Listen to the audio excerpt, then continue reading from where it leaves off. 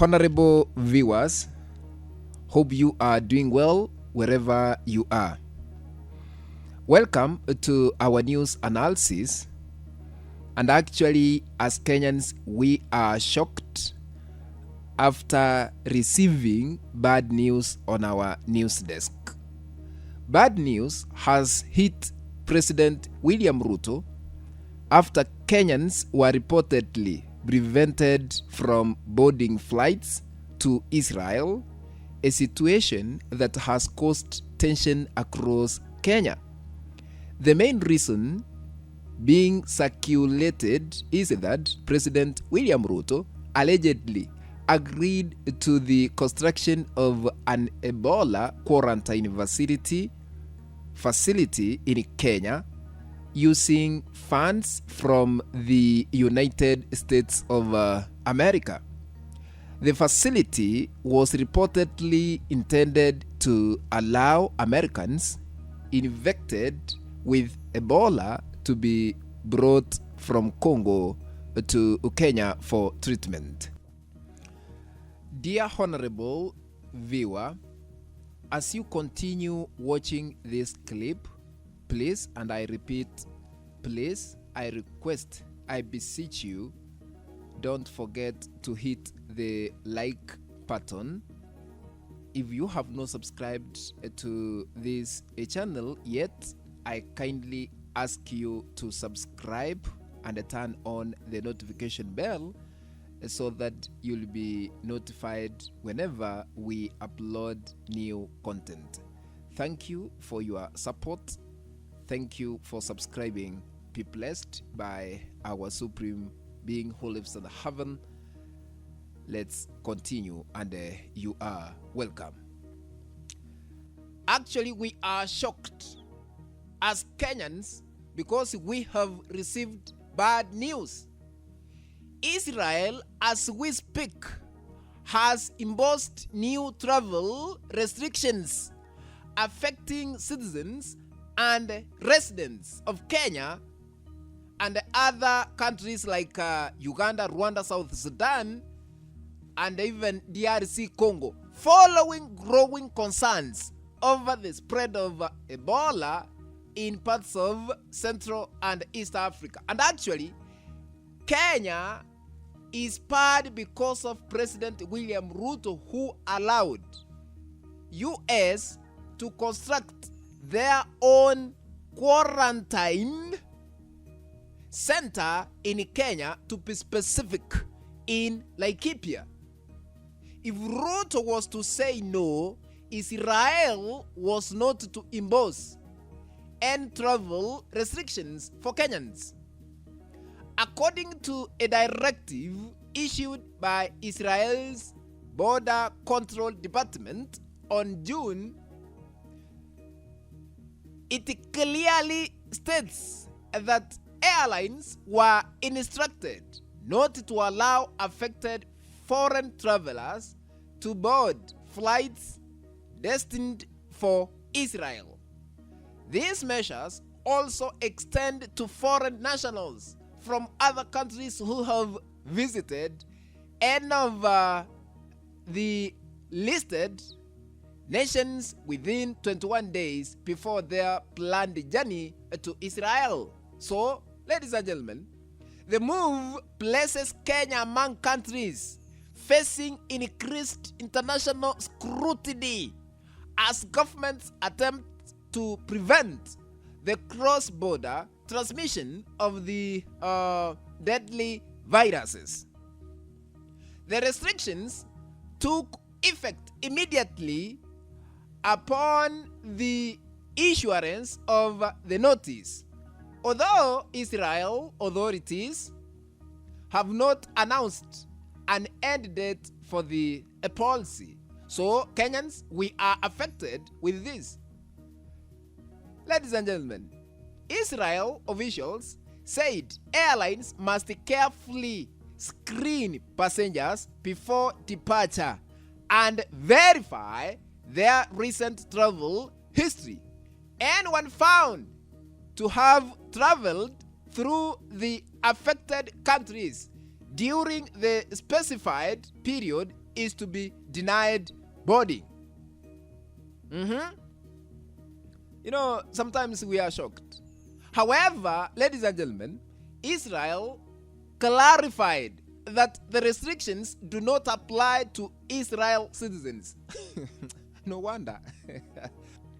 That means they allow their own citizens to travel. Okay? The government urged airlines to comply fully with the new requirements as part of border efforts to safeguard public health. The decision comes as the Ebola outbreak linked to the Bundibugo strain of the virus continues to evolve. In Central Africa, the World Health Organization has warned that the outbreak remains a serious concern due to increasing case numbers and evidence of cross-border transmission between the DRC and Uganda. World Health Organization disease outbreak news that has sparked tensions globally. According to World Health Organization, data released in June, the DRC had recorded hundreds of confirmed cases and more than 100 deaths, while Uganda had also reported infections concerned or rather connected to transmission originating from the DRC. Ladies and gentlemen, health officials noted that the movement across borders presents a major challenge in controlling the outbreak. The current outbreak has drawn global attention because it involves the Bundibugo strain of Ebola, a rare form of the virus for which there is currently no approved vaccine or specific treatment. Experts have cautioned that although experimental vaccines are being developed, they may take several months before becoming available for wider use. That means if somebody gets Ebola, automatically might die. Ladies and gentlemen, Israel is not the only country tightening its borders, or rather border measures. Several governments, including the US and the United Arab Emirates, have enhanced screening procedures and introduced additional precautions for travelers arriving from regions considered to be at higher risk. The measures reflect a broader international effort aimed at slowing the spread of infectious diseases, while health authorities strengthen surveillance and response system. The World Health Organization declared the Ebola outbreak a public health emergency of international concern in May 2026. I think you know. It is highest level of global health alert under international regulations. The organization stressed that countries should improve preparedness, strengthen border health systems, and enhance early detection capabilities. For Kenya, the restrictions carry implications beyond public health. The country serves as a major transportation and commercial hub in East Africa, connecting travelers and business across the region. Any international measures affecting mobility can influence tourism, trade, diplomatic engagement, and public perception.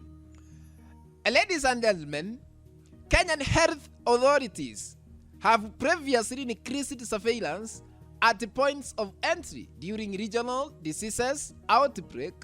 Public health experts argue that earlier detection, contact tracing, public awareness campaigns and regional cooperation remain among the most effective tools for limiting the spread of Ebola. Historically, Ebola outbreaks have tested the resilience of healthcare systems and highlighted the importance of coordinated international action. The current situation demonstrates how health emergencies in the region can quickly shape immigration policies and travel decisions across the world.